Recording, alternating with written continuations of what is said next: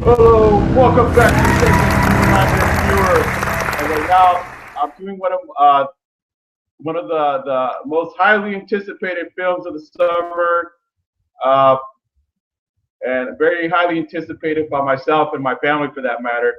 Furious 7, uh, with Paul Walker, Vin Diesel, Michelle Rodriguez, Dwayne the Rock Johnson, and this time around Ronda Rousey.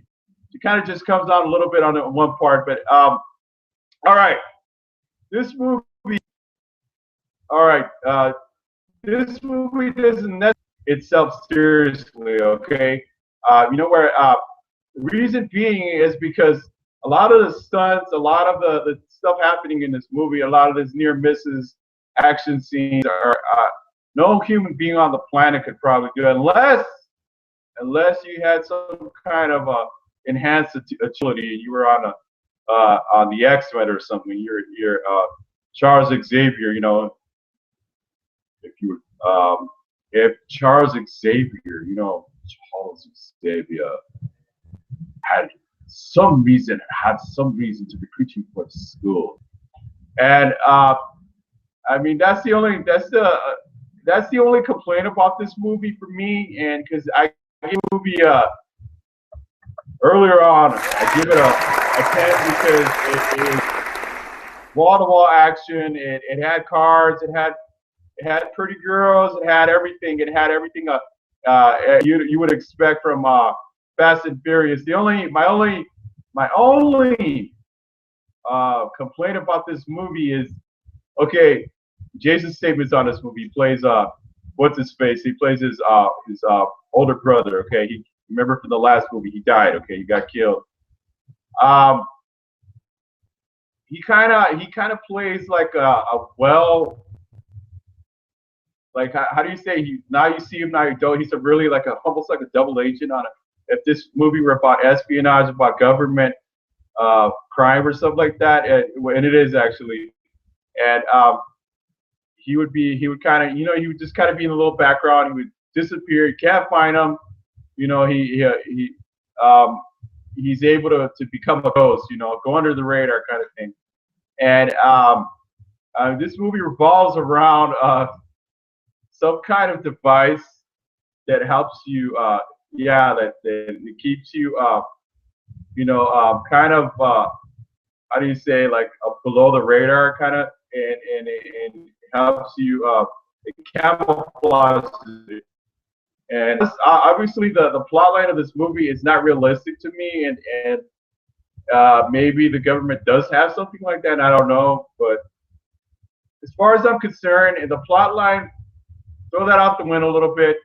And there's a lot of great scenes on this movie. Like I shared a couple videos back, the scene where they're Tyrese is he's reluctant to get in his car and go in a parachute uh, that goes off as the car goes down. It's kind of skydiving, and it looks awesome. I loved it. It was great. You know, it's not believable, but it was a great scene.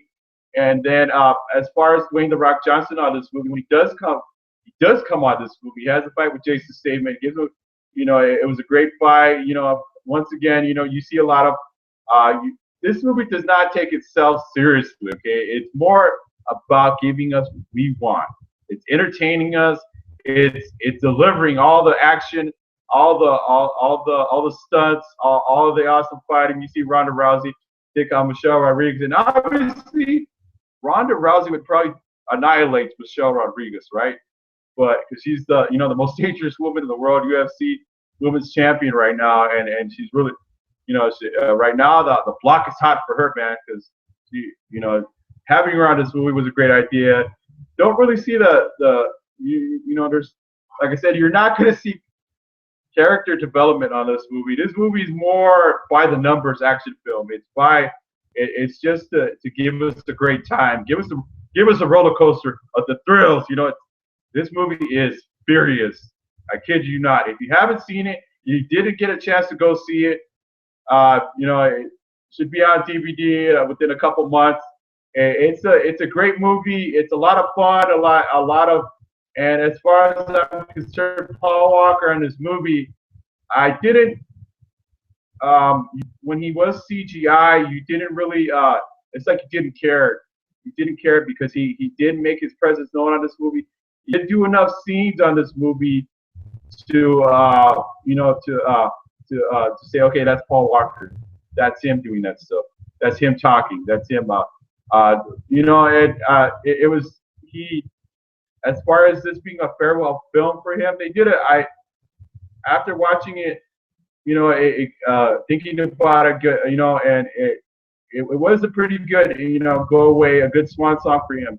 It's just such a tragic thing for it to see him, the way he died and everything, and you kind of notice that in the end, they're trying. It's a departure kind of scene. You see, he has a child, he has his wife, Dominic Toretto's sister, and you just see Vin Diesel, Michelle Rodriguez, Tyrese Gibson on the computer hacker girl there, just sitting on the beach. It was a very sentimental scene. It really had a lot of depth in it because they're just kind of, but at the same time they're kind of teasing you, say, okay, Paul Walker's, there's going to be another sequel, and there is.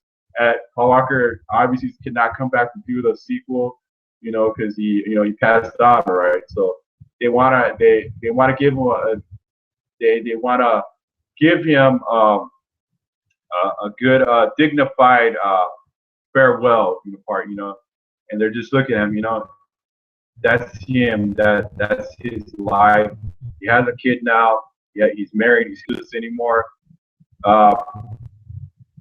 And Vin Diesel, especially in a lot of these movies, especially the more recent Fast and Furious movies, that have gotten better. They've gotten, but it got to the point where it's like more like a superhero film, right? Like I've seen on the internet, it's more like a superhero film, and but it doesn't really bother people. It doesn't really, just those movie fans that are really they can analyze the movie, cut it down to its most base part, find out what with acting, with production, with storylines and everything, editing and all that stuff. They'll notice it. They're smart, and